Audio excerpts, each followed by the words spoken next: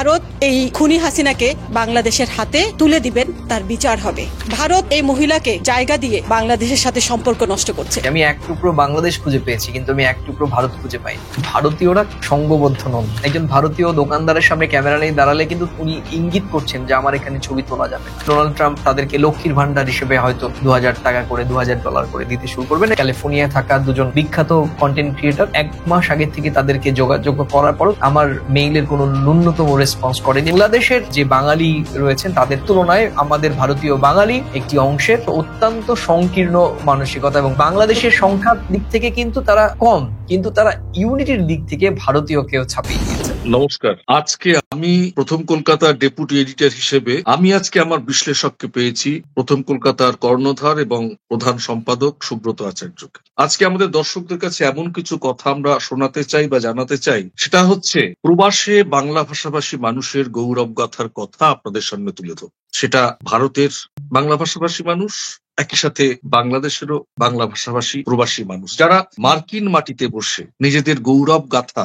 নিজেরাই গড়ে তুলছে, কিন্তু শিকড়কে অস্বীকার করে নয়, শিকড়কে ভালোবেসে। আমরা এই মুহূর্তে এমন একটা পরিবেশ দিয়ে যাচ্ছি, আমি কথা বলছি কলকাতা থেকে, পশ্চিমবঙ্গ থেকে, ভারত থেকে, সুব্রতও তাই, কিন্তু আমাদের দুদেশের দু বাংলার ভাষার প্রাণ চেতনা হচ্ছে আমাদের বাংলা ভাষা। সেই প্রবাসের মাটিতে বাংলা ভাষাভাষী মানুষরা কেমন আছে, তারা কি করছে, তারা বিদেশের মাটিতে বসে শিকড় থেকে অনেকটা দূরে গিয়ে শিকড়কে ভালোবেসে তারা কিভাবে তাদের জীবনের জয়যাত্রাকে একেবারে একটা উচ্চতায় শিখরে নিয়ে যাচ্ছে, যেটা থেকে দেশের বাঙালিরা, সেটা ওপার বাংলা হোক এপার বাংলা হোক, তারা উজ্জীবিত হতে পারে, প্রাণিত হতে পারে, উৎসাহিত হতে পারে। ভারতের ডিজিটাল মিডিয়া, বাংলা ভাষার ডিজিটাল মিডিয়ার প্রথম কলকাতার, একদম প্রথম কলকাতায় কিন্তু ভারতবর্ষের মাটিতে বাংলা ডিজিটাল মিডিয়া, আপনারা জানেন নিশ্চয়ই। সেই যখন বাংলা ভাষা আক্রান্ত হয় ভারতের মাটিতে, বাংলা সংস্কৃতি আক্রান্ত হয় বাংলাদেশের মাটিতে, বাংলা ভাষাকে কাঙাল করার একটা প্রবণতা দক্ষিণ এশিয়ায় যখন চলছে,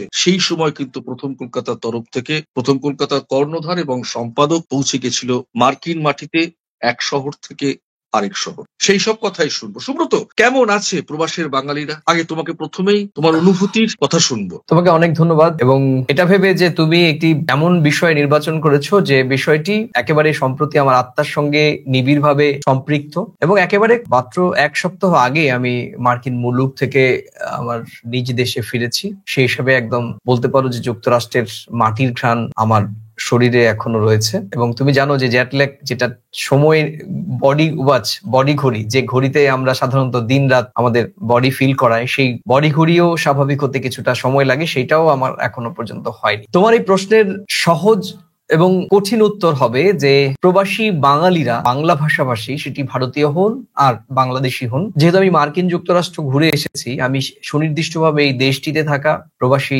বাংলা ভাষাভাষীদের কথাই বলবো যে তারা অনেক ভালো আছে। কিন্তু যেহেতু তাদের শেকড় থেকে তারা অনেকটা দূরে রয়েছেন, প্রায় 14,500-15 হাজার মাইল দূরে, স্বাভাবিকভাবেই শেকড়ের প্রতি যে টান, সেই টান তাদের সবসময় কোথাও গিয়ে একটু ভাবায়, বা কোথাও গিয়ে তারা একটু অফ মুডে থাকেন, স্মৃতিকাতর হয়ে থাকেন। কিন্তু এছাড়া সেখানে যে জীবন, সেখানে যে পরিবেশ, সেখানে যে প্রকৃতি, সেখানে যে সিস্টেম বা পদ্ধতি, সেগুলো সবই ইতিবাচক। এবং সেখানে আমি দেখেছি যে সব মিলিয়ে প্রবাসে বা মার্কিন যুক্তরাষ্ট্রে থাকা বাঙালিরা অনেক ভালো আছেন।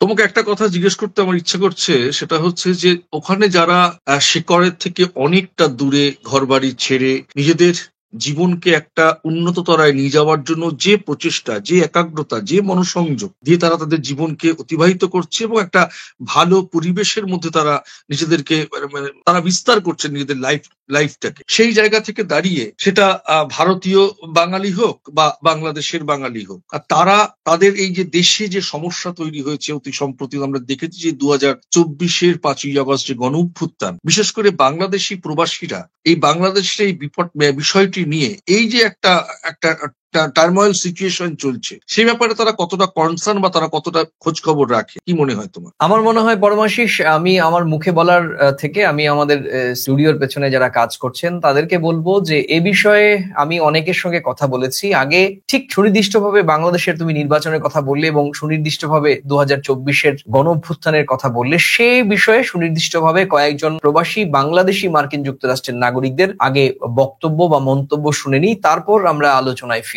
কোনো দুর্নীতি, কোনো স্বৈরশাসক সরকার থাকবে না। গণতান্ত্রিক মূল্যবোধ তো অবশ্যই হবে, এটা একদম সহজ কথা। ধর্মীয় রাজনীতি না করে আপনি গণতান্ত্রিক মূল্যবোধের রাজনীতিতে আপনি আমি অন্তত বিশ্বাস করি।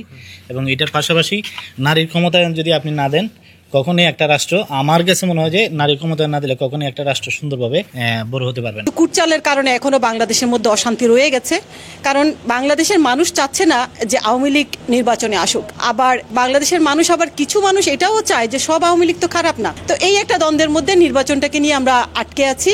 তবে বিশ্বাস করতে চাই বাংলাদেশ একটি সুন্দর নির্বাচনের মাধ্যমে এগিয়ে যাবে এবং আমাদের পুরনো সব সম্পর্ক এক হবে, বাংলাদেশ গণতান্ত্রিক ধারায় এগিয়ে যাবে, এটা পুরো জাতির আশা।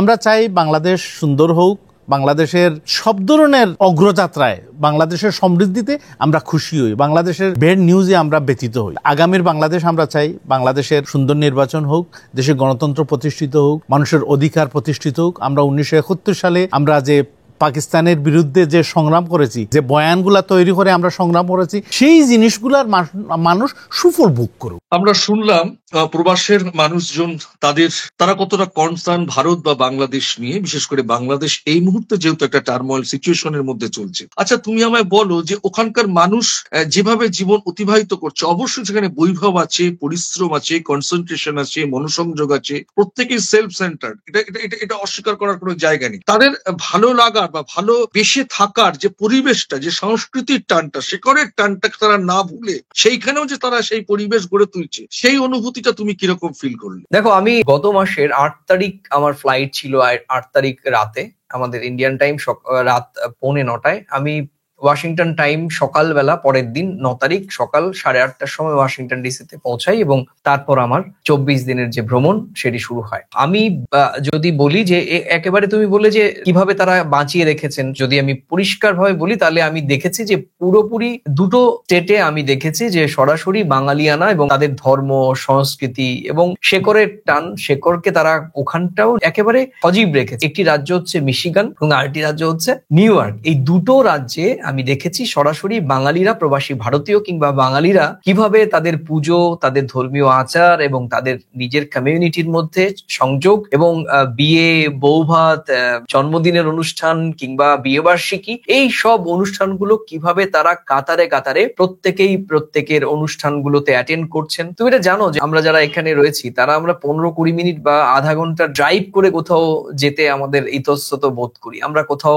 যেতে চাই না, আমরা বলি যে সেখানে ড্রাইভ করতে হবে, ট্রেন বাস ধরবো বলে। সত্যিকার অর্থে অনেক ক্ষেত্রে তাই হয়, কিন্তু ওখানে একটা সাধারণ প্রবৃত্তি আমি দেখেছি 2 থেকে 3 ঘন্টা ড্রাইভ করে শনিবার আর রবিবারের অনুষ্ঠানগুলোতে। কারণ তুমি জানো যে সেখানে কাজ, সপ্তাহের যে উইকডে, সেই উইকডেতে কারোর সঙ্গে কারোর দেখা করার সুযোগ থাকে না।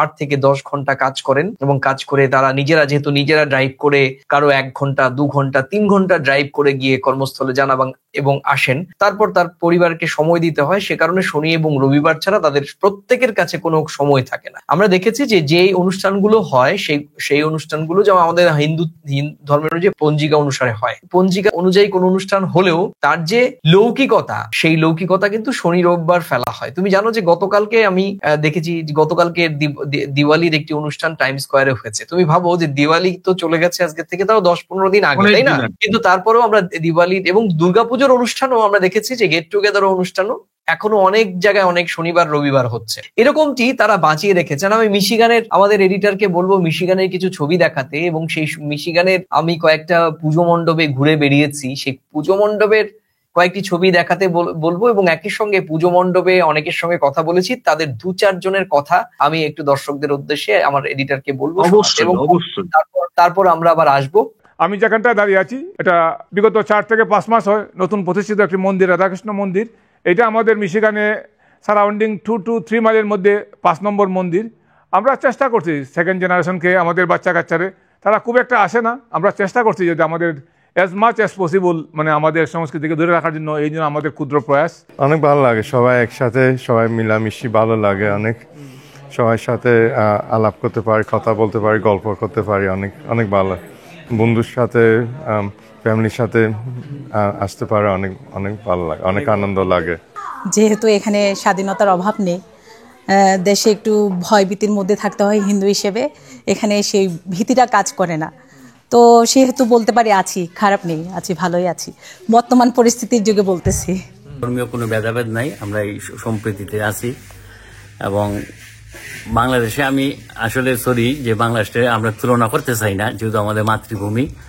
তো পূজা পার্বণ করতে গিয়ে আমরা যে বাংলাদেশে যদিও একটু আমরা হেডেকে থাকতাম বা আমরা একটু চিন্তিত থাকতাম, এখানে এই ধরনের কোনো কিছু নাই। আপনি কত বছর এখানে আছেন? 1995।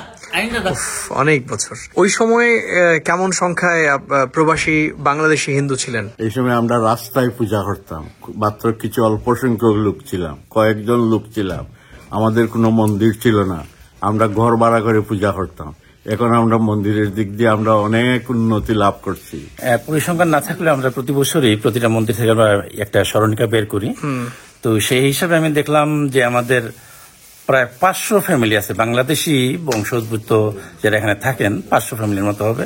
তো এবারে যদি 4 জন ঘুরি ধরেন 2000 আমরা বাংলাদেশি মানুষ এখানে আছি এই গ্রেটার ডেট্রয়েটে আর কি। এছাড়াও ভারতীয় অনেক লোক আছেন, সেটা আমি আনতেছি না। আপনি ভারতীয়রাও বলুন যে ভারতীয় হিন্দুরাও কি আপনাদের এই দুর্গা মন্দিরে আসেন? আসেন, তারাও আসেন। বিশেষ করে দুর্গাপূজাতে প্রচুর মানুষ আসেন, এখানে যথেষ্ট আনন্দ হয়। আমি নিজে দেখেছি, অবশ্যই আনন্দ হয়। কি এখানে আমাদের যে পূজাটা হয় সেটা পুরা দেশীয় আদলে, একবারে আপনার যাকে বলে দিন কোন তিথি দেখি একবারে পদ্ম ফুল বলেন, বেলপাতা বলেন, তুলসী, সবকিছু একবারে দেশীয় স্টাইলে পূজাটা হয় আর কি আমাদের এখানে। আমি তোমার কাছে একটা জিনিস জানতে চাইবো যে তুমি প্রথম কলকাতার কর্ণধার হিসেবে জাতিসংঘের দুয়ারে গিয়ে দাঁড়িয়েছি। 193টা দেশের পতাকা ছিল। আমি ফলো করেছি, তুমি ফেসবুকে দিয়েছিলে যে তোমার হাতে আমাদের দেশের জাতীয় পতাকা, ভারতীয় পতাকা ছিল। সেই সময় তোমার নিজস্ব উপলব্ধিটা কেমন ছিল, যেখানে গোটা বিশ্বের সিদ্ধান্ত হয়, পলিসি হয়, গোটা বিশ্ব রাজনীতি যেখানে সব মাথারা গিয়ে বিভিন্ন পলিসি মেকিং করে, সেই জায়গায় দাঁড়িয়ে ভারতীয় পতাকা হাতে প্রথম কলকাতার সম্পাদক হিসেবে তুমি কিছু খোঁজ খবর নিচ্ছিলে। সেই খোঁজ খবর নেওয়ার তোমার মধ্যে যে অনুসন্ধিৎসু তৃষ্ণা ছিল এবং তোমার ফিলটা কিরকম ছিল, সেটা যদি আমাদের দর্শকদের কাছে একটু শেয়ার করো, প্লাস আমি তো শুনবই। দেখো, এটা স্বাভাবিক, প্রত্যেক মানুষেরই প্রথম কথা তার ব্যক্তিগত পর্যায়ে রাষ্ট্রসংঘের অফিসে যাওয়া সবার প্রত্যেক মানুষের কাছে একটা স্বপ্নের বিষয়। বিশেষ করে আমাদের মতো তুমি আমি বা আমরা যারা গণমাধ্যমে কাজ করি, আমরা দীর্ঘদিন কাজ করার পর স্বাভাবিকভাবে আমাদের কাছে সেই জায়গাটিতে ছুঁয়ে দেখার, সেই মাটিতে ছুঁয়ে দেখার একটা আকাঙ্ক্ষা বাসনা সকলেই থাকে। আর সেই দেশে গিয়ে নিজের জাতীয় পতাকা এরকম ভাবে পথ করে উঠছিল, তুমি হয়তো দেখেছো যে কিরকম ঝাঁ চকচকে একটা পরিবেশ ছিল এবং সেই সময় খুব হাওয়া দিচ্ছিল এবং তখন আমাদের জাতীয় পতাকা কিভাবে পথ করে উঠছিল এবং শটান উঠছিল। আমার যদি ভুল না হয়ে থাকে, আমাদের স্ক্রিনে যদি সেটা দেখানো হয় তাহলে আমি বলবো ডান দিক থেকে বাঁদিক অব্দি পথ করে জাতীয় পতাকা উঠছিল এবং আমার হাতে এক হাতে ছিল আমার জাতীয় পতাকা, অন্যদিকে রাষ্ট্রসংঘের পতাকা ছিল। তো আমিও আমার গর্বে বুকটা ভরে গিয়েছে। আর তুমি তো জানো যে এই কথাগুলো সত্যিকার অর্থে, এই কথাগুলো নিজেদের কথা বলেই হয়তো অনেকটা আমরা এড়িয়ে গিয়েছি শুরু থেকে। তুমি তো নিজেও জানো যে আমরা বাংলা ডিজিটাল মিডিয়ায় প্রথম কলকাতা 2018 সালের পর থেকে আমরা বিভিন্ন সময় দৃষ্টান্ত দেওয়ার চেষ্টা করেছি। আমাদের স্লোগানই ছিল প্রথম কলকাতা প্রথম হবে না, প্রথম কলকাতা দৃষ্টান্ত হবে। হ্যাঁ, আমরা ভার্চুয়ালি আমাদের ভিউজ বা আমাদের দর্শক বা আমাদের অন্যান্য পরিব্যাপ্তিতে এটা হয় যে দর্শকের ক্ষেত্রে হয়তো আমাদের একটা নির্দিষ্ট ধাঁচের দর্শক তৈরি হয়েছে, নির্দিষ্ট ধাঁচের চ্যানেলগুলোতে আমাদের ব্যাপ্তি বাড়ছে, কিন্তু সব মিলিয়ে আমরা কিন্তু অনেকের কাছে দৃষ্টান্ত। প্রতিযোগিতায় আমরা নেই, আমরা প্রতিযোগিতায় থাকতে চাইও নি কখন। সেক্ষেত্রে বাংলা ডিজিটাল মিডিয়ার একজন প্রতিনিধি হিসেবে প্রথম রাষ্ট্রসংঘের 193টি দেশের নীতি নির্ধারণ যেখানে হয়, গোটা বিশ্বের শান্তি শৃঙ্খলা এবং উন্নতি সুরক্ষার যেখানে সিদ্ধান্ত হয়, সেখানে ঠিক রাষ্ট্রসংঘের জন্মদিনের দিনই আমি রাষ্ট্রসংঘের দপ্তরে গিয়েছি এবং আমাদের জাতীয় পতাকা যেখানে 193টি দেশের জাতীয় পতাকা ঠিক মিডিলে, যেখানে আমাদের তিরঙ্গা যেখানে উঠছিল পথ করে, সেখানে দাঁড়িয়ে আমি কুর্নিশ করেছি। এবং তুমি দেখেছো যে আমাদের একজন সহকর্মী প্রতিবেশী দেশের একজন সাংবাদিক বন্ধু আমার জাতীয় পতাকা, বাংলাদেশের একজন আমার বন্ধু সাংবাদিক বন্ধু, এবং ও 16-17 বছর রাষ্ট্রসংঘের জাতীয় অধিবেশন কভার করেছে, সে কিন্তু আমার দেশের জাতীয় পতাকা সেখান থেকে সংগ্রহ করে আমাকে কিন্তু সেটা উপহার হিসেবে দেয়। এবং সেক্ষেত্রে আমার কাছে মনে হয়েছে যে এখানে সমস্ত রাজনৈতিক এই যে আমাদের কাদা ছোড়াছুড়ি চলছে গত কয়েক বছর ধরে ভারত এবং বাংলাদেশের, সেখানে এই ধরনের যারা অন্ধ ভক্ত বা অন্ধ দেশভক্তি এবং অন্ধ অন্য দেশের প্রতি তাদের বৈরিতা রয়েছে, তাদের কাছে এটা একটা বড় বার্তা যে আসলে মানুষের সঙ্গে মানুষের সম্পর্কটাই ধ্রুব সত্য। রাষ্ট্রের সঙ্গে রাষ্ট্রের সম্পর্ক রাজনৈতিক দৃষ্টিকোণ থেকে হবে আগেও অতীতেও হয়েছে, আগামীতেও হবে। কিন্তু মানুষের সঙ্গে মানুষের যে সুনিবিড় সম্পর্ক, সেটি কিন্তু আমার যে বন্ধু, সাংবাদিক বন্ধু, কলিগ। এবং শুধু দেখো, আমার মনে হচ্ছে তুমি বিশ্ব পরিবারের দ্বারে গিয়ে দাঁড়িয়েছিলে, সেই জায়গায় কোনো বিভেদ থাকতে পারে না। সেই জন্যই আমাদের বাংলাদেশের সহকর্মী বন্ধু, যিনি রাষ্ট্রসংঘ দীর্ঘদিন ধরে ওখানে থেকে কভার করছে, ওখানকার প্রতিনিধি হয়ে, স্বাভাবিকভাবে তিনি যে জাতীয় পতাকাটা তুলে দিয়েছে, এটা কিন্তু আবার নতুন করে ভারত বাংলাদেশের সম্পর্ক যে বিশ্বের দরবারে গিয়ে একটা নতুন বন্ধুত্বের জায়গা দেয়, সেইটা কিন্তু প্রথম কলকাতার তুমি প্রতিনিধি হয়ে, সম্পাদক হয়ে, সেটা কিন্তু গোটা বিশ্বে কিন্তু আরেকবার প্রমাণ করলে। এখানে আরেকটা তোমাকে আমি একটু শেষ করছি, সেটি হচ্ছে যে সেখানে যেমন হাসানুজ্জামান সাকি যেভাবে একটা দৃষ্টান্ত দেখিয়েছে, প্রথম কলকাতা পরিবার এবং প্রথম কলকাতা সবসময় ভারত এবং বাংলাদেশের সাধারণ মানুষের সম্পর্ক সুদৃঢ় করার চেষ্টা করেছে এবং আগামীতেও করবে। সেখানে আমার মনে হয় একটি বাড়তি মাইল ফলক হিসেবে হাসানুজ্জামান সাকির এই দৃষ্টান্ত প্রথম কলকাতা পরিবারের পক্ষ থেকে কুর্নিশ করার মতো, এবং তাকে কিন্তু আমরা কুর্নিশ করছি। এবং একই সঙ্গে শুধু দর্শকদের উদ্দেশ্যে জানিয়ে রাখি যে আমরা প্রথম কলকাতার পক্ষ থেকেই সেখানে গিয়েছিলাম, যে সেখানে আমাদের দেশের পতাকা কিভাবে সুরক্ষিত রয়েছে, কিভাবে জাতিসংঘের বিভিন্ন দপ্তর কাজ করে, এবং সেখানে কিন্তু খুঁটিয়ে আমরা দেখেছি সেখানে লাইব্রেরি, সেখানে উপহার সামগ্রী কিভাবে রাখা হয়, কিংবা নেলসন ম্যান্ডেলার মূর্তিটি কিভাবে রাখা হয়েছে, এবং সেখানে রাষ্ট্রসংঘের যে জাতীয় স্মারক, সেই স্মারকের ছবি সামনে রেখে কিভাবে দেশ বিদেশ থেকে আসা পর্যটকরা সেলফি তুলছেন, বা রাষ্ট্রসংঘের এই যে জন্মদিনের দিন পরিবেশটাই বা কেমন ছিল, সে সমস্ত কিন্তু আমরা নিজের চোখে দেখে এসেছি। এবং সেটাই আমাদের কাছে একটা বড় গর্বের বিষয় যে প্রথম কলকাতা একমাত্র বাংলা ডিজিটাল মাধ্যমের প্রতিনিধি হিসেবে যে রাষ্ট্রসংঘের সদর দপ্তরের মাটি ছুঁয়ে আসতে পেরেছে। দেখো, তুমি তো নিজে গেছো, নিজে গিয়ে যে উপলব্ধি করেছো, কিন্তু তোমার এই যাওয়া, তোমার এই ফেসবুকে দেওয়া, বা আমাদের প্রথম কলকাতার বিভিন্ন গ্রুপে তার যে প্রচার হয়েছে, প্রচার ইন দা সেন্স যে বাংলার যে গৌরব গাথার কথা আমরা প্রথম কলকাতায় তুলে ধরছি, সেই জায়গা থেকে কিন্তু প্রথম কলকাতার ডেপুটি এডিটর হিসেবে আমি একটা কথা বলতে চাই, যেটা আমাদের সম্পাদকীয় পলিসি, সেটা হচ্ছে যে আমরা সবসময় ভারত বাংলাদেশের সম্পর্ক এবং দুদেশের সম্পর্ক শুধু না, সাধারণ মানুষের অধিকারের কথা বলি। সেই স্বাক্ষর বা উদাহরণটা কিন্তু তুমি একেবারে যে কোনো সাংবিধানিক লোকেরা যেমন সংবিধান ছুঁয়ে কথা বলে, তুমি কিন্তু গোটা বিশ্বের যেটা সাংবিধানিক সিদ্ধান্তের জায়গা, জাতিসংঘের দ্বারে গিয়ে কিন্তু তুমি সেটা উদাহরণ এবং সাক্ষ্য কিন্তু তুমি রেখে এসেছো। এটা আমাদের প্রথম কলকাতার কাছে গৌরবের বিষয় না, এটা আমাদের প্রথম কলকাতার কাছে কিন্তু আমরা আমাদের দর্শকদের কাছে, দুদেশের দর্শকদের কাছে আমরা জানান দিতে চাই, আমরা যে অঙ্গীকারটা করেছি, সেই অঙ্গীকারটা কিন্তু সর্বোচ্চ সীমায় গিয়ে গোটা বিশ্বের যেটা সিদ্ধান্তের দ্বার জাতিসংঘ, সেখানে কিন্তু তুমি এটা রেখে এসেছো। সেই জায়গা থেকে কিন্তু আমার তরফ থেকে তোমার জন্য অন্তহীন শ্রদ্ধা, কুর্নিশ, এবং যারা আমাদেরকে উৎসাহিত করেছে প্রথম কলকাতা এগিয়ে নিয়ে যাওয়াকে, সেই আমাদের সমস্ত দর্শকদেরও কিন্তু আমরা কুর্নিশ জানাই। আপনারা না থাকলে আমরা এই দোষটা হয়তো পেতাম না। তোমাকে আরেকটা কথা জানিয়ে রাখি, এখানে তোমাকে আমি আরেকটা বিষয় আমি একটু কথা বলতে চাই, সেটা হচ্ছে, তোমার কথা তো অবশ্যই শুনবো, তোমার কথা শোনার জন্যই তো, গৌরব কথার জন্যই তো আজকে আমাদের এপিসোডটা। কিন্তু তুমি যে সময়টাতে গেছো ভারতের মাটি থেকে, তো তুমি গেছো প্রথম কলকাতার প্রতিনিধি হয়ে বা সম্পাদক হিসেবে, এই যে ভারত এবং মার্কিন যে সম্পর্ক, এই ডোনাল্ড ট্রাম্পের কিছু সিদ্ধান্ত, এই বাণিজ্য শুল্ক নীতি, এখন এই মুহূর্তে ভারত এবং মার্কিন সাম্রাজ্যের সঙ্গে যে আমাদের একটা কম বেশি টার্মোয়েল সিচুয়েশন চলছে, এর কি কোনো উত্তাপ তুমি ফিল করেছো? তুমি তো স্টেট ডিপার্টমেন্টের অফিসেও গেছিলে, সেরকম কোনো কানাঘুষো, কোনো একটা তোমার মধ্যে একটা উত্তাপ কিছু এসছে? আরেকটা বিষয় আমি তোমাকে একই সঙ্গে প্রশ্ন করব, ভারতের যারা প্রবাসীরা রয়েছে, এই যে ভিসা সংক্রান্ত বিভিন্ন বিধিনিষেধ বা অনেক টাকা বাড়তি ডলারের কথা বলা হচ্ছে, এইসব নিয়ে ভারতীয় প্রবাসীদের মধ্যে কি কোনো আতঙ্ক বা আশঙ্কা তুমি ফিল করেছো?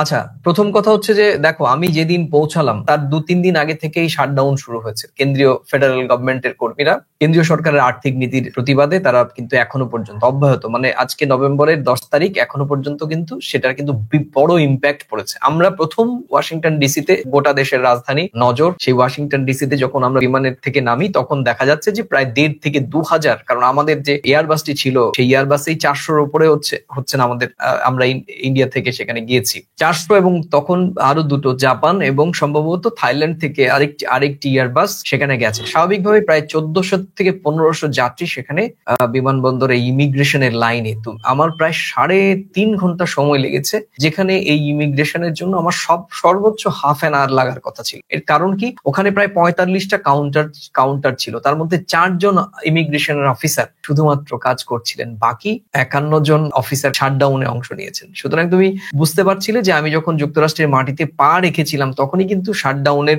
যে ব্যাড ইম্প্যাক্ট সেটি কিন্তু আমরা নজরে পড়ি। এবং একই সঙ্গে ওয়াশিংটন ডিসিতে একদম মনে হচ্ছে যে একেবারে আমাদের এখানে বন্ধের ছবিটা, একেবারে যানজটহীন। সাধারণত ডিসিতে প্রচুর যানজট হয় বলে আমাকে যারা ঘুরিয়েছেন সেই টুরিস্ট গাইড তারা কিন্তু পরিষ্কার বলছেন যে এখন মোটামুটি। এবং তুমি জানো হোয়াইট হাউসের সামনে আমি কিছু ছবিও দিয়েছিলাম, সেখানেও দেখেছিলাম যে একেবারে ভিড় নেই, কোলাহল নেই, এবং এইটা একটা দিক। এবং একই সঙ্গে তুমি যেটা বললে যে এই আমাদের রিলেশনস এর জন্য ওখানকার লোকাল মানুষ কিংবা প্রবাসী বাংলা ভাষাভাষীদের মধ্যে কোনো ইম্প্যাক্ট হয়েছে কিনা, আমি বাংলা ভাষাভাষী আমাদের লোকাল ইন্ডিয়ান প্রবাসী বা বাংলাদেশি প্রবাসীদের বাদ দিলাম। খোদ মার্কিন যুক্তরাষ্ট্রের যে বাই বর্ন, যারা বছরের পর বছর সেই দেশের মাটিতে জন্মেছেন, আমাদের যে ড্রাইভার আমরা যে রেসিডেন্সিয়াল হোটেলগুলোতে ছিলাম সেখানে, ইভেন দো সাধারণ মানুষের সঙ্গে কথা বলার সুযোগ হয়েছে, তারা অধিকাংশ মানুষই এই নীতির বিরুদ্ধে। এবং তুমি জানো যে আমাদের এখানে যেমন শপিং মল রয়েছে, সেখানে কিন্তু সুনির্দিষ্টভাবে শপিং মলগুলো হচ্ছে ফুয়েল সেন্টার, মানে গ্যাস সেন্টারের সামনেই আমাদের এরকম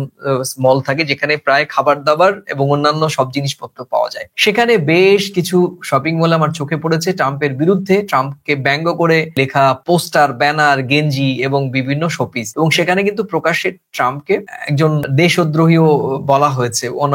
কোনো ক্ষেত্রে আমরা দেখেছি যে ট্রাম্পকে চাই না, নো ট্রাম্প, ট্রাম্পের নীতির বিরুদ্ধে কথা হচ্ছে। এটা গেল হচ্ছে মার্কিন যুক্তরাষ্ট্রের নিজেদের ওই দেশের মানুষের প্রতিক্রিয়া। অধিকাংশ মানুষই ট্রাম্পের এই নীতির বিরুদ্ধে এবং ট্রাম্পের বিরুদ্ধে অবস্থান। এটি তাদের রাজনৈতিক বা গণতান্ত্রিক অধিকার, সেটি অত্যন্ত ভালোভাবে সেখানে প্র্যাকটিস হয়, সেটি হতেই পারে। কিন্তু গুরুত্বপূর্ণ বিষয় হচ্ছে যে আমাদের সঙ্গে মার্কিন যুক্তরাষ্ট্রের যে শুল্ক নীতি, যেটি অব্যাহত রয়েছে এখনো পর্যন্ত, রশি টানাটানি চলছে, সেই নীতির ফলে কিন্তু স্থানীয় বাজারে প্রচুর ব্যাড ইম্প্যাক্ট পড়েছে, বিশেষ করে ওষুধপত্র এবং খাদ্যপণ্যের ওপর কিন্তু ব্যাপকভাবে প্রভাব পড়েছে। যে ওষুধ ওরা 10 টাকায় অর্থাৎ $10 কিন্তু সেটি প্রায় 14 টাকায় কিনতে হচ্ছে। পোশাক আশাকের কথা বলা হয়, বেশিরভাগ তুমি জানো যে পাকিস্তান, ভারত এবং বাংলাদেশ সহ অন্যান্য যে দেশ থেকেও প্রচুর সংখ্যক পোশাক আশাক যায়। সেখানেও পোশাকের দামও যেখানে 15 টাকা সেখানে 25 টাকা দিয়ে কিনতে হচ্ছে। সামগ্রিকভাবে প্রসাধনীর ক্ষেত্রেও দাম বেড়েছে। ও সমস্ত ক্ষেত্রে কিন্তু একটা দাম বাড়ার প্রবণতা গত কয়েক মাস যাবত শুরু হয়েছে, এবং সেটি কিন্তু মার্কিন যুক্তরাষ্ট্রের থাকা প্রবাসী হোক আর মার্কিন যুক্তরাষ্ট্রের নাগরিকরা হোক, সেটি কিন্তু খুব খারাপ ভাবে দেখছেন। এবার তুমি এটা জানো যে তাহলে তো আমি এরকম বলতে পারি, শুল্ক নীতি বাড়িয়েতে তো উনি ঘরের মধ্যে অশান্তি ডেকে নিয়ে এসেছেন, তাই না? নিয়েছেন। এবং আবার আজকে যেটি খবর, সেই খবরটিও একদম লেটেস্ট খবর।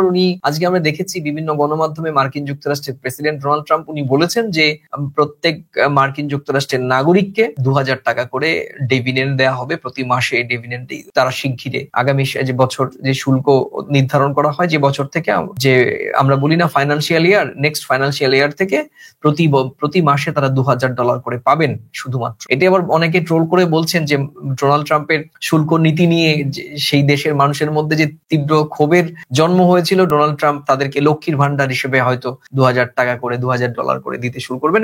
এটা হয়তো মার্কিন যুক্তরাষ্ট্রের ব্যাড বা গুড ইম্প্যাক্ট কি হয় সেটা সময় বলবে, কারণ সবাই তো আমাদের মতো লক্ষ্মীর ভান্ডার বা সরকারের সুযোগ সুবিধা নিয়ে সরকার যা বলবে তাতে হই হই করে নাচবেন এমন তো কোনো বিষয় নয়। এক্ষেত্রে মার্কিন যুক্তরাষ্ট্রের নাগরিকরা অনেক বেশি কনসিয়াস, অনেক বেশি সচেতন এবং খুব গণতান্ত্রিক চর্চায় তারা অধিকাংশ ক্ষেত্রেই খুবই কট্টর। আরেকটা বিষয় যেটা আমার মনে হয়েছে সেটা হচ্ছে যে তুমি তো দেখো, আমরা যেটা জানি যে জ্যাকসন হাইটস তুমি গেছো, টাইম স্কোয়ারে গেছো, এক টুকরো বাংলাদেশ বলা হয়, সেখানে তো তুমি ঘুরেছো, আমি সবই ফেসবুকে দেখেছি, তুমি বিভিন্ন সময় দিয়েছো।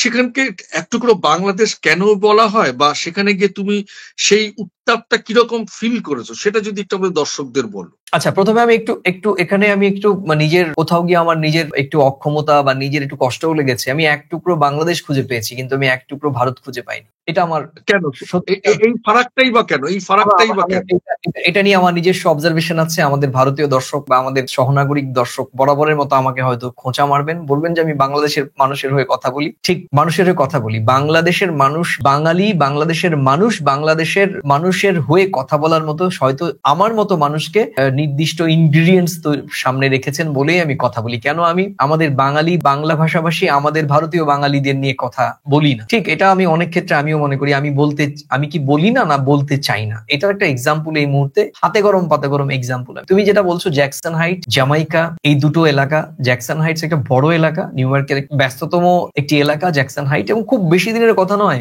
পরমাশিস খুব মেরে কেটে 1 থেকে 1.5 দশক ধরে ওই এলাকাটি ডেভেলপ হয়েছে, এবং এই এলাকার সমস্ত ব্যবসা বাণিজ্য ম্যাক্সিমাম অধিকাংশ ক্ষেত্রে 70 থেকে 75% ব্যবসায়ীরা বাংলাদেশ থেকে আসা, এবং তারা বিস্তার লাভ করছে। প্রতিদিন নতুন দোকান হচ্ছে, ফুটপাতে বড় দোকান হচ্ছে।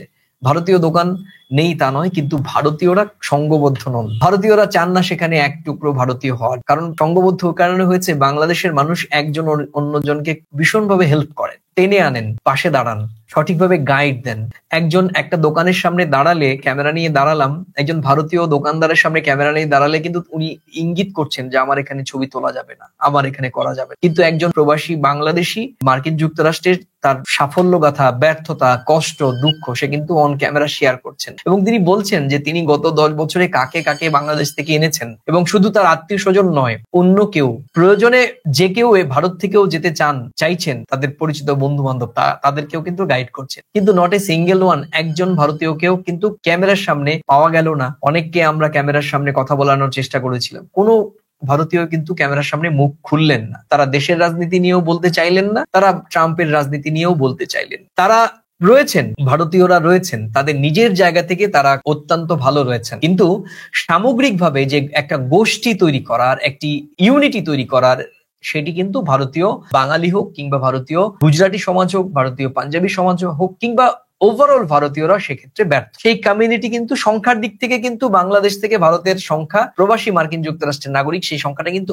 অনেক বেশি। বাংলাদেশের সংখ্যার দিক থেকে কিন্তু তারা কম, কিন্তু তারা ইউনিটির দিক থেকে ভারতীয়কেও ছাপিয়ে গিয়েছে। এক্ষেত্রে ওই ব্যর্থতার কথা বা মনে কষ্ট নিয়ে বলছি যে জ্যাকসন হাইট, জামাইকা সহ আরো বেশ কুইন্সের একটি কুইন্স এবং অ্যাস্টোরিয়া কয়েকটি জায়গাতে একেবারে যেদিকে তাকাবে তুমি বাংলায় লেখা, বাংলা ভাষার কথা, কেউ সিলেটের কথা বলছেন, কেউ চিট্টাগাং এর কথা বলছেন, কেউ ঢাকা ডিস্ট্রিক্টের কথা বলছেন। তুমি পোশাক আশাক চলন বলনে তুমি বলে দিতে পারবে যে এই মানুষটি ওই এলাকার বাংলাদেশের। আর সব জায়গাতেই হচ্ছে রাজনীতির কথাবার্তা, সব জায়গাতেই বসে সব জায়গাতে বসেই বাংলাদেশের নির্বাচন। আমরা কয়েকজনের কথা নয় আবার একটু শুনে আসি, এডিটরকে বলবো আবার কয়েকজনের কথা একটু শোনানোর জন্য, কারণ বোর হয়ে যাচ্ছে হয়তো আমাদের কথাবার্তা শুনে। তারপর আবার আমি আসছি। তুমি আমাকে ভারত বাংলাদেশের রিলেশনস এর কথা নিয়ে বলতে চাইছিলে, যে আমি তখন থামিয়ে দিয়েছিলাম। এটা নিয়ে আমি একটু কথা বলবো, আগে একটু শুনে আসি যে নির্বাচন নিয়ে এই ঠেক গুলো কোথায় প্রবাসীরা কি বলছেন, প্রবাসীরা ঠিক কি বলেছেন পরিষ্কার। আরো একবার শুনে আসবো। ভারতবর্ষ একটা বড় দেশ, তারা তাদের মতন করে সবকিছু করতে চায়। এইখানে আমি মনে করি যে ভারতেরও বিবেচনার বিষয় আছে, এবং আমাদের যে অভ্যন্তরে যে সমস্যা সেটার পেছনেও তো শুধুমাত্র আমাদের জনসাধারণের কথা নয়, এর মধ্যে অনেক প্রচ্ছায়া আছে। আমি মনে করি ওইসব কারণে এটা বাড়ে কমে। ওই 1971 এর যুদ্ধ স্লোগান, আমরা যদি আমাদের দেশটাকে বাঁচাতে পারি, আমরা যদি এক পথে, আমরা যদি বন্ধু ভারত নিয়ে, কলকাতা নিয়ে, আমরা যদি বাংলাদেশ নিয়ে আমরা যদি আগাতে পারি, আমাদের ভবিষ্যৎ অনেক ভালো। আমাদের সম্পর্কের মাঝখানে কাটা হয়ে উঠেছে রাজনীতি। আপনি কলকাতার মানুষ বা বাংলাদেশের, ভারতের মানুষ, আমি বাংলাদেশের মানুষ, কোনো প্রভেদ নেই। আমরা একই মানুষ, আমরা একই ভাষায় কথা বলি, একই গান শুনি, একই ইলিশ মাছ দিয়ে ভাত খাই আমরা। কিন্তু মাঝখানে বললাম যে কাটা তারটা রাজনীতি আমাদেরকে পৌঁছিয়ে দিয়েছে। বলবো আপনার আপাকে দেখে রাখবেন আপনারা কলকাতায় যারা আছেন, কারণ ওনাকে বাংলাদেশের দরকার। উনি বাংলাদেশে একবার না, ওনার ক্ষমতাকালীন সময়ে উনি আমাদের শাপলা চত্বরে উনি গণহত্যা চালিয়েছেন। আমরা বিশ্বাস করি উনার শাসনের দুর্বলতার কারণে আমরা আমাদের 57 জন সিনিয়র সেনা অফিসারকে আমরা হারিয়েছি, এবং উনার একগুঁইমির কারণে আমরা 24 জুলাইতে আমরা এতগুলো সন্তান হারিয়েছি। 63 জন শিশু হারিয়েছে বাংলাদেশ। এটা আমাদের বাংলাদেশের প্রতিটি মানুষের অন্তরকে আহত করেছে। আমি কথা বলছি, আমার ভিতরে আত্মা কাঁদছে।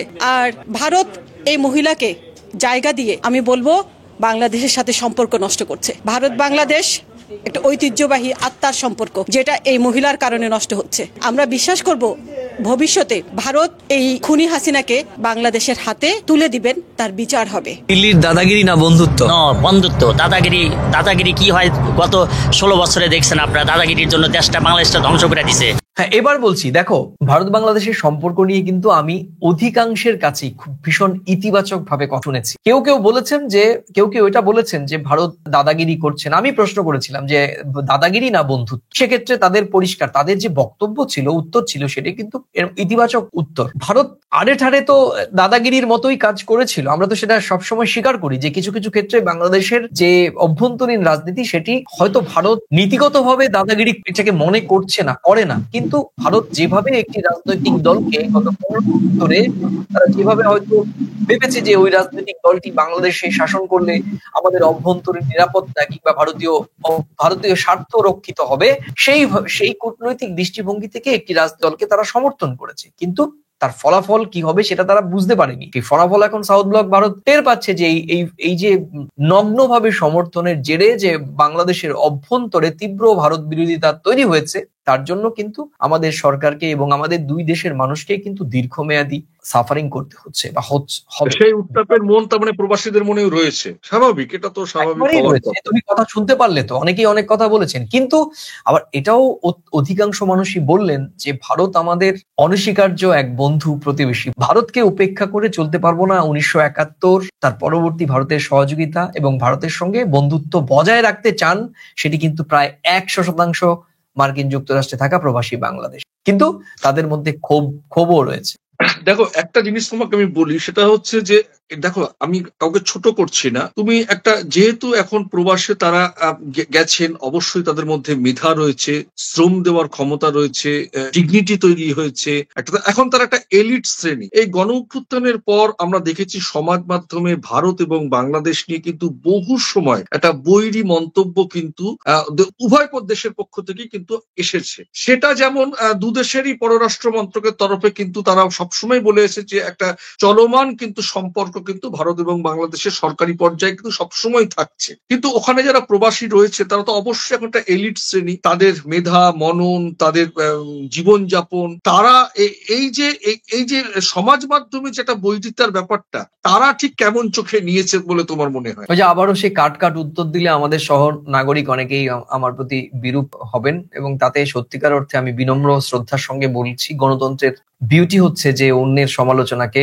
সহজভাবে নেওয়া এবং সংশোধন হওয়ার সুযোগ থাকলে সেটা করার। আমি শুরু থেকেই বলেছি যে 2024-এর 5 আগস্টের পরে আমাদের ভারতের মিডিয়ার একটি অংশ বা বড় অংশ জুড়ে যেভাবে প্রপাগান্ডা হয়েছে, সেটি মার্কিন যুক্তরাষ্ট্রে থাকা প্রবাসী বাংলাদেশিরাও খুব নেতিবাচক ভাবে দেখেছে। স্বাভাবিকভাবেই আমরাও বলছি যে, আবার এটাও বলছি যে এটা আমার দিক থেকে বক্তব্য, যেটা যেমন আমি ভারতীয় মিডিয়ার সমালোচনা করলাম, আবার একই রকম ভাবে নির্বাচনের বাংলাদেশের গণঅভ্যুত্থানের পর ডক্টর মোহাম্মদ ইউনূস সরকার আসার পর 6-7 মাস পর থেকে আবার ভারতের বিরুদ্ধে যেভাবে কিছু মিডিয়া অনর্গল নানা ধরনের গল্প ফেদে প্রপাগান্ডা করছেন, সেখানেও সেই জায়গায় দাঁড়িয়েও মিডিয়ার ভূমিকা প্রশ্নবিদ্ধ। আমি সেক্ষেত্রেও বলবো যে এটি একটি ভাইরাস, এবং সেই ভাইরাস ভারতীয় মিডিয়া থেকেই হয়তো বাংলাদেশের কতিপয় মিডিয়া এবং অনেক মিডিয়ার ক্ষেত্রে আমরা দেখেছি ডিজিটাল ভার্সনে প্রচুর পরিমাণে anti Indian propaganda, anti India ধরনের খবর তারা করেছেন, যেটি আমাদের ভারতীয় মিডিয়ারও একটি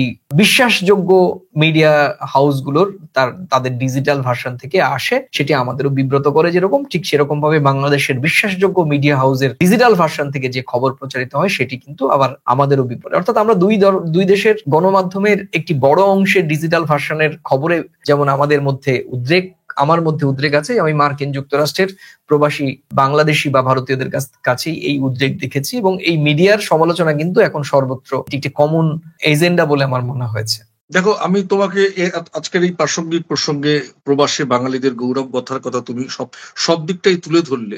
এরপরেও তোমাকে বলবো তুমি নিজে চোখে যেটা দেখে এসেছো, হয়তো আমার মনের মধ্যে সেই প্রশ্নটা আসছে না, আর কি তুমি আমাদের প্রথম কলকাতার দর্শকদের যে প্রথম কলকাতার তরফ থেকে যে প্রবাসীদের জীবন যাপন, তাদের জীবনের যে স্থান পতন, তুমি একেবারে সরেজমিনে যেটাকে বলে দেখে এসেছো, আর কি তুমি আমাদের প্রথম কলকাতার দর্শকদের শোনাতে পারো? দেখো, আমি এটা নিয়ে একটি এপিসোড করে শেষ করা যাবে না, এটি নিয়ে আরো একাধিক তোমার সঙ্গে আবার বসতে হবে। কিন্তু আমি শুধু বলবো মেসেজ, মানে নর্মালি আমি যা দেখে এসেছি সেটা হচ্ছে যে ভারতীয় বা বাংলাদেশি প্রবাসী মার্কিন যুক্তরাষ্ট্রে থাকা প্রবাসীদের মধ্যে কিন্তু একটা তীব্র লড়াই শুরু হয়েছে ইতিবাচক। ভারতীয় যারা রয়েছেন তারা নিজেদের মধ্যে স্বীয় জায়গাতে সবাই সর্বোচ্চ জায়গায় পৌঁছচ্ছেন এবং তাদের প্রত্যেকেরই লক্ষ্য সেকেন্ড জেনারেশনকে আরো বেশি সামনের দিকে নিয়ে যাওয়া। আমি বললাম যে অনেক ভারতীয়ের সঙ্গে কথা বলবার চেষ্টা করেছি, আমি ব্যক্তিগতভাবে হোয়াটসঅ্যাপে বা বিভিন্ন সামাজিক যোগাযোগ মাধ্যমে নক করেছিলাম এবং আমাদের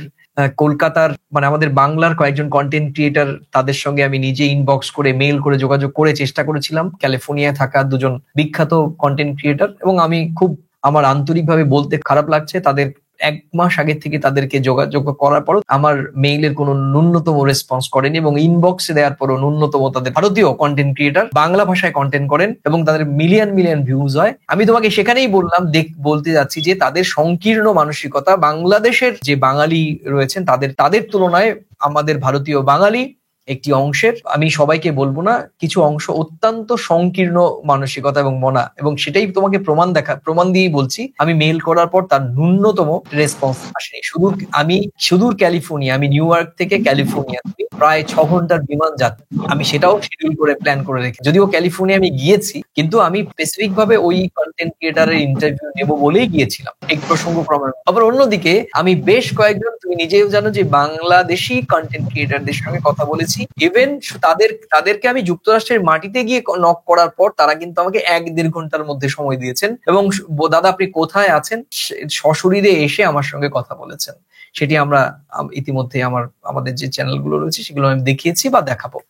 এখানেই কিন্তু আমাদের এই দুই দেশের মানুষের মধ্যে যে কমনলি ব্যবধান মানসিকতা সেটি কিন্তু স্পষ্ট হয়ে যাচ্ছে। এবং আমি বলতে চাইছি যে বাংলাদেশি যারা প্রবাসী বাংলাদেশি তারা তাদের নিজের জন্য বা সেকেন্ড জেনারেশনের জন্য যতই চেষ্টা করুন না কেন, তাদের নিজের শেকড় বা তাদের পরিবেশ পরিস্থিতি পরিজন বন্ধু বান্ধবকে তারা কিন্তু উপেক্ষা করছেন না। অন্যদিকে আমাদের ভারতীয়রা আমরা শুধু ওপরের দিকে ওঠার চেষ্টা করছি। এক্ষেত্রে আমাদের সহযোগী, আমাদের অতিথি একজন মানুষ যে বিদেশ থেকে বা আমার দেশ থেকে এসছেন, একজন সাংবাদিক বা গণমাধ্যমের কর্মী বা কন্টেন্ট ক্রিয়েটার, তাকে 5 মিনিট সময় দিই অথবা তার ন্যূনতম একটা মেইলের উত্তর দিই, সেই মানসিকতাও আমাদের ভারতীয় কন্টেন্ট ক্রিয়েটার যারা ওখানে রয়েছেন তাদের মধ্যে হয়নি। সুতরাং এটা নিজের চোখে দেখা আমার অনুভূতি। দুই দেশের সাধারণ মানুষের মধ্যে যে মানসিকতার পার্থক্য তো অনেক আছে। রাস্তায় যেতে যেতে প্রচুর সংখ্যক মানুষ আমাকে এবং তোমাকে চেনেন। আমি ওখানে, তুমি জানো, এক কাপ চায়ের দাম $1.5, মানে আমাদের হিসেবে প্রায় 150 রুপি।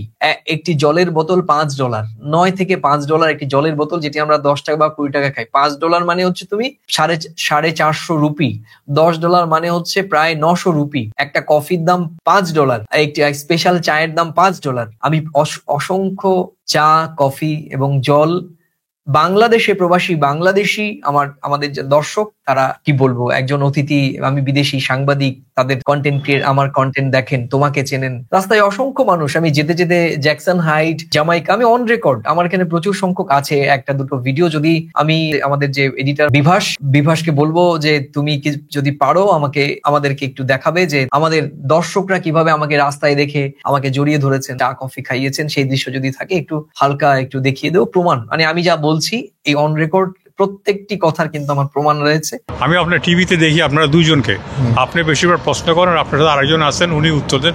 আপনাদের উত্তরগুলো আমার কাছে খুবই ভালো লাগে। Thank you. এটা পরম প্রাপ্তি যে এই নিউ ইয়র্কে এসে রাস্তায় যেতে যেতে যখন কাজ করছিলাম তখন এই ধরনের একজন আমার প্রতিবেশী দেশের নাগরিক, বাংলাদেশি প্রবাসী বাংলাদেশি মার্কিন যুক্তরাষ্ট্রের নাগরিক, তিনি কিন্তু আমাকে প্রথমে আখের রস দিয়েছিলেন, যেহেতু আমি মধুমেহ রোগে আক্রান্ত, আমি মিষ্টি খাই না, তারপর আমাকে চা দিলেন। অনেক ধন্যবাদ।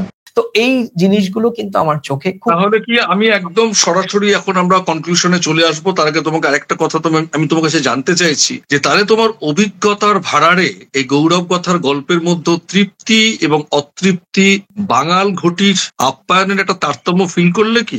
আমি বরাবরই বলছি, কারণ যেহেতু দেখো আমরা তো অন রেকর্ড, আমরা দুজনই বাঙাল, মানে আমরা ওপার বাংলা আমাদের নারীর টান, আমরা বাঙাল, আমাদের মধ্যে তো অবশ্যই রয়েছে এই বাঙাল, আমরা আতিথেয়তাকে আমরা ধর্ম হিসেবে মানি, এবং আমরা এখনো অনেক রীতিনীতি আমরা ওপার বাংলা থেকে ওপার বাংলার রীতিনীতি ধারণ করছি। এবং সেক্ষেত্রে আমরা আমাদের জন্মের পর থেকে আমাদের বাবা ঠাকুরদা আমাদের শিখিয়েছেন যে কিভাবে একজন অতিথি এলে বরণ করে নিতে, তাকে সাহায্য করার ক্ষেত্রে দৌড়ে গিয়ে তার সঙ্গে দেখা করা, সেই প্রবৃত্তি কিন্তু আমি যুক্তরাষ্ট্রের মাটিতে আমাদের ভারতীয়দের কাছ থেকে আমি পাইনি। যদিও আমি আমার 24 দিনের যাত্রা আমি যাদের সঙ্গে যোগাযোগ করেছি হয়তো সংখ্যায় বাংলাদেশিদের তুলনায় কম। যদি আমি 5 জনের সঙ্গে যোগাযোগ করি তাহলে 5 জনই আমার সঙ্গে দেখা করেননি কিংবা আমাকে স্কিপ করেছেন। আর আমি যদি বাংলাদেশিদের 10 জনের সঙ্গে যোগাযোগ করে থাকি, 10 জনই আমাকে দেখা করেছেন। এবং শুধু তাই নয়, কেউ 2 থেকে 3 ঘন্টা ড্রাইভ করে এসে শুধুমাত্র রাতের খাবার কিংবা সকালে ব্রেকফাস্ট করতে 2 থেকে 3 ঘন্টা ড্রাইভ করে এসে আমাকে আমার ফ্ল্যাট,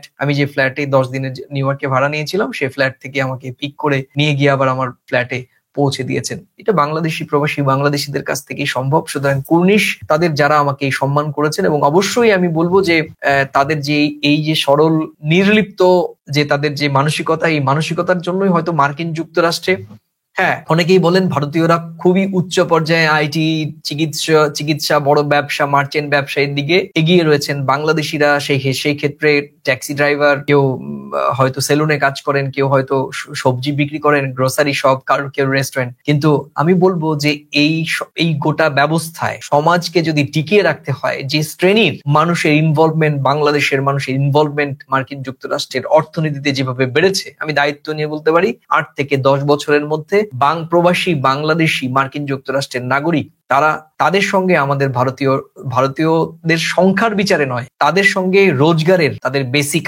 আয় এবং তাদের প্রভাবের বিচারে আগামী 8-10 বছরে কিন্তু ভারতীয়দের সামনে বড় চ্যালেঞ্জ হয়ে দাঁড়াবেন প্রবাসী বাংলাদেশি নাগরিকরা।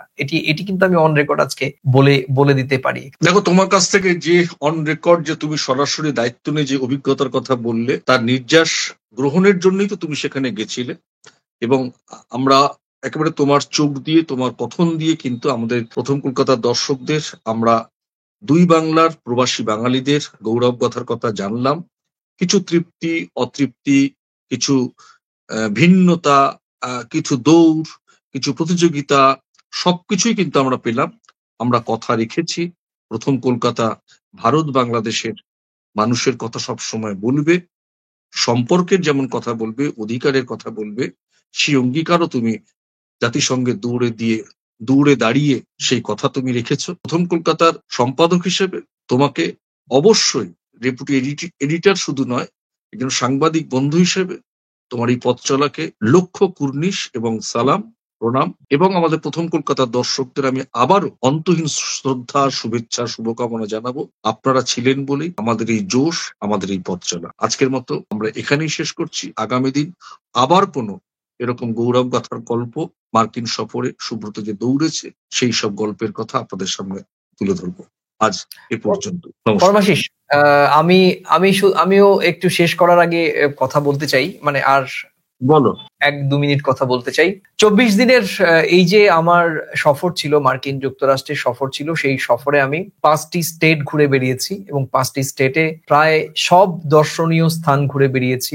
নিউ জার্সিতে গিয়েছিলাম, আমাদের ধর্মের একটি বড়, পৃথিবীর বুকে অন্যতম বৃহত্তম একটি মন্দির, স্বামী নারায়ণ অক্ষরধাম মন্দির, সেখানে গিয়েছি। সেখানে প্রায় 1 দিন সেখানে ছিলাম এবং অসাধারণ নৈপুণ্য দিয়ে যারা সেখানকার প্রকৌশলী বা শিল্পীরা তৈরি করেছেন, সেটি সশরীরে নিজের চোখে না দেখে কোনো ভিজুয়ালাইজেশনের মাধ্যমে দেখলে তার শেষ হবে না। একই সঙ্গে আমার এই যে 24 দিনের মধ্যে বড় অর্জন হয়েছে যে আমি 2 দেশের বাঙালিদের গৌরব গাথা দেখে আসতে পেরেছি, এবং সেটি আমাকে অনেক বেশি তৃপ্তি দিয়েছে যে কিভাবে কি লড়াইয়ে তারা বাংলা ভাষাভাষী তারা কিভাবে এগিয়ে যাচ্ছেন মার্কিন যুক্তরাষ্ট্রের মতো একটি ফার্স্ট কান্ট্রিতে, এবং সেটি আমাকে হয়তো আগামীতে বেশি আত্মবিশ্বাস করার জন্য শক্তি যোগাবে। এটাই আমার বলার ছিল।